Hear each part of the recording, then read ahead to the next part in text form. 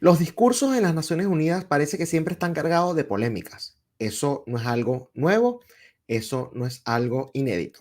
Sin embargo, a medida que precisamente la tecnología continúa avanzando y que se hacen cada vez más importantes las redes sociales, esto se ha venido incrementando y sirven estas plataformas para hacer un contraste tanto de lo que siente la ciudadanía a nivel mundial como de lo que tratan de hacer los mandatarios para que justamente se hagan virales y de esta manera poderle llegar a personas a las que normalmente no les llegan. En todo este contexto, los mandatarios del mundo utilizan a las Naciones Unidas como una plataforma para hablar de sus agendas, pero también para atacar a sus contrincantes, sobre todo cuando son individuos con los que han tenido muchísimas diferencias, no solamente en el ámbito ideológico, sino que se han llegado a otro tipo de ataques. Comenzamos.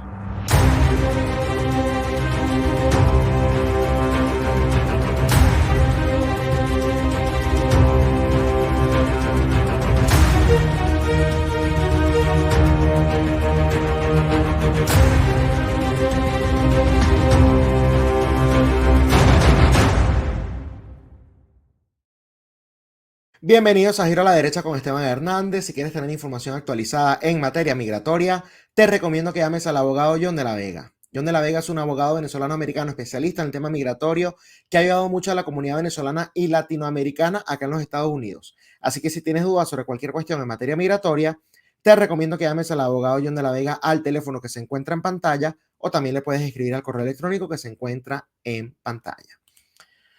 Todos hemos estado observando lo que ha venido sucediendo en las Naciones Unidas. Esto es algo que, por supuesto, todos los años se repite y siempre se utiliza para hablar de cuestiones que estén afectando el mundo. Por ejemplo, en esta oportunidad se ha hablado mucho de Venezuela, por supuesto, se ha hablado muchísimo de Gaza, ¿no? El conflicto entre el grupo terrorista Hamas e Israel. Se ha hablado mucho de Ucrania, pero bueno, también se aprovecha la oportunidad para atacar quizás a los enemigos naturales, ¿no? Que tienen cada mandatario. Y como dije en la introducción, para justamente llegarle a un público al que quizás normalmente no se les llega. Recordemos que siendo esta asamblea, ¿no? Algo internacional, bueno, cubren, ¿no? Los discursos de todos los mandatarios y quizás un Gustavo Petro que no sale en los medios europeos, en esta oportunidad lo cubren. Quizás un Javier Milei que no sale en los medios norteamericanos, en esta oportunidad lo cubren y digamos, tratan de usar el tiempo justamente para dar este contenido viral, para dar de qué hablar, para que los individuos a nivel mundial repliquen el discurso que dieron justamente ante las Naciones Unidas. ¿Qué es lo que sucede? Que Gustavo Petro hizo uso de su tiempo justamente para ello.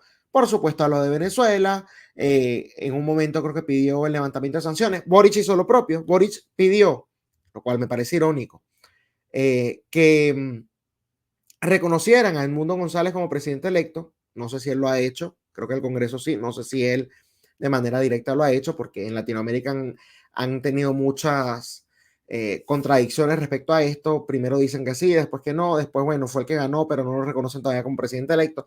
Ahí tienen una mezcla, ¿no? Un desorden mental bastante interesante. Pero bueno, él, Boric, quiero decir, usó su tiempo para eso y después pide que levanten las sanciones que tiene Venezuela, bueno, por parte de los Estados Unidos y la Unión Europea, porque dice que eso no afecta en nada a los jerarcas, sino nada más al pueblo. Gustavo Petro hizo algo parecido, pero no es lo que les quiero mostrar en esta oportunidad. Para nadie es un secreto que Petro ha tenido bastantes conflictos, ¿no? Por lo menos a nivel mediático, a nivel de opinión, con el presidente de Argentina, Javier Milei. Ha sido bastante tibio con respecto a lo de Venezuela, dándole cada vez más tiempo a la tiranía de Nicolás Maduro, que al final es lo que ellos estaban buscando, pidiendo, al igual que Boric, que ese cerco comercial y diplomático que está en contra de Nicolás Maduro se levante. Y nunca se ha atrevido, cosa que se ha hecho Boric, hay que reconocérselo, a denunciar las violaciones sistemáticas a los derechos humanos que hay en Venezuela. No habla de los presos políticos, no habla de las torturas, no habla de los asesinatos, no habla de los secuestros, no habla del éxodo masivo. Y cuando sí menciona el éxodo masivo, culpas al cambio climático, no al sistema miserable, ¿no?, que impuso la tiranía de Hugo Chávez y posteriormente de Nicolás Maduro. Pero entonces, ¿de qué se habla? De Javier Milei, del capitalismo y de las violaciones a los derechos humanos, ¿no?, de las cuales ignora justamente en Cuba, Nicaragua y Venezuela, pero en Argentina aparentemente como que sí sucede. Les voy a dejar este videito, pero quiero leer lo que coloca en esta oportunidad el medio Pan Am Post respecto a su intervención. El presidente de Colombia, Gustavo Petro, arremetió contra el libre mercado, lanzando incluso una indirecta contra el mandatario argentino Javier Milei durante su discurso con marcada ideología marxista ante la Asamblea General de las Naciones Unidas, en el que abundaron incoherencias como invocar la libertad y la democracia mientras promovía el intervencionismo del Estado y defendía a las dictaduras de Cuba y Venezuela por el supuesto bloqueo a sus economías, lo que les estaba comentando. Eso también lo hizo Boric, con la diferencia que Boric, bueno, por lo menos sí pidió desconocer a Nicolás Maduro y reconocer al que ganó las elecciones. Haciendo un total silencio cómplice sobre el fraude cometido por el régimen de Nicolás Maduro en las elecciones del pasado 28 de julio. Pero ¿qué fue lo que dijo exactamente? ¿Por qué la indirecta nota indirecta de la que uno puede inferir que justamente estaba lanzándole, ¿no?, una punta a Javier Milei? Vamos a escuchar qué fue lo que dijo. En su poder de prohibición y censura gritan ¡viva la libertad, carajo! Ahí está claramente el eslogan de Javier Milei, viva la libertad, carajo. Y entonces, bueno, está diciendo que en su poder de prohibición y censura gritan eso. Pero es solo la libertad del 1% más rico de la población mundial, que en su sentir mercantil y libre nos lleva a la destrucción de la atmósfera y de la vida. El libre mercado no era la libertad, como decían, sino la maximización de la muerte. Ese 1% más rico de la humanidad, la poderosa oligarquía global, es la que permite que se tiren bombas a las mujeres, ancianos y niños de Gaza, del Líbano o de Sudán. O se bloqueen económicamente los países rebeldes que no encajan en su dominio, como Cuba o como Venezuela. Ahí está. Entonces él sí habla, ¿no?, a favor de la libertad, criticando a quienes gritan viva la libertad, carajo, y criticando el libre mercado, pero defiende directamente a Cuba y a Venezuela diciendo que el bloqueo que existe en contra de ellos es porque no están bajo el dominio, bueno, de estas oligarquías y estas élites mundiales.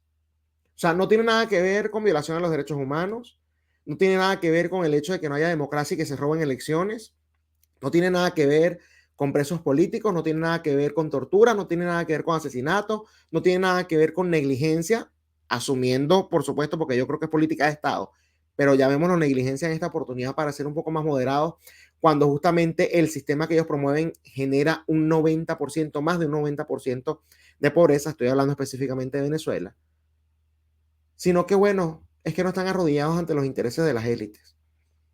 Imagínense usar esa plataforma para atacar a Javier Milei, electo democráticamente, ¿no?, y defender a Cuba y a Venezuela.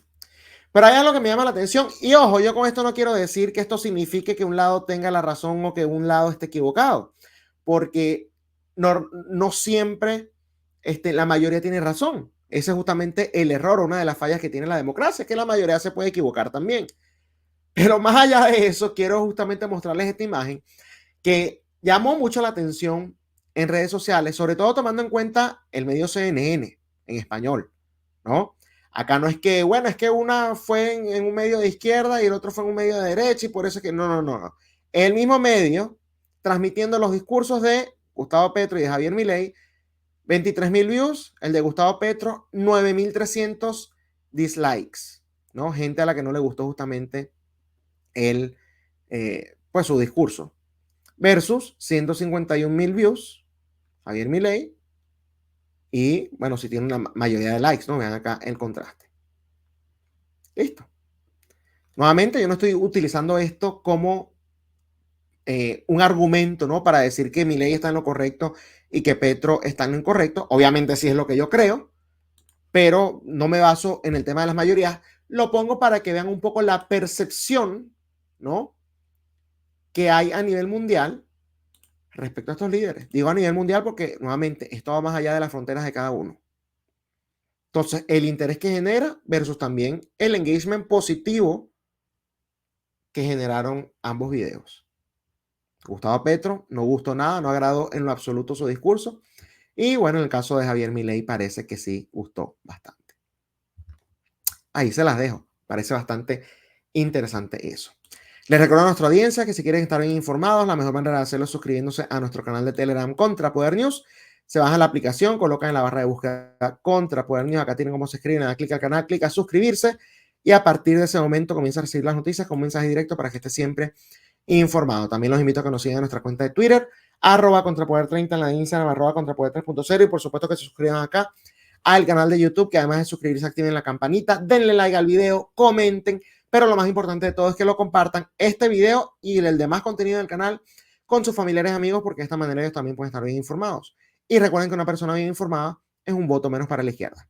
Ya regresamos con más de Giro a la Derecha, con una entrevista muy interesante para analizar de la manera más objetiva posible las políticas económicas de Kamala Harris y de Donald Trump, sobre todo aquellas que son negativas, porque ambos tienen políticas negativas. Acá no hay que ser fanáticos, pero veremos uno, cuál es más grave, ¿no? ¿Qué generarían para el país si se aplican?